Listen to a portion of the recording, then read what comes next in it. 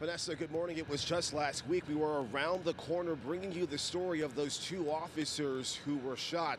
And for neighbors who live nearby, knowing the suspect in that shooting was living here at this shelter is just too close for comfort. So now they want that site closed.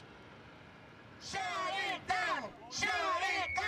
A crowd of concerned neighbors rallying outside the migrant shelter on the 9,000 block of Ditmars Boulevard. Organizers say when the former hotel opened as a shelter, the area welcomed migrants with food and supplies. But now there are concerns that the shelter is negatively impacting the neighborhood. I'm not saying everybody that lives there has ulterior motives as far as crime is concerned, but it spreads out into the community, right? The good ones and the bad ones. There's so many shelters in this neighborhood. You got one here, you have one on the corner, then you have two more on Astoria Boulevard, and there's just too many here. Neighbors count 15 homeless shelters between Queens Boulevard and LaGuardia Airport. They're calling for the city to close the one at 9010 Ditmars after news that the 19-year-old migrant arrested in last week's shooting and wounding of two police officers once lived there. The Department of Social Services says that suspect was no longer living at the shelter when the shooting happened,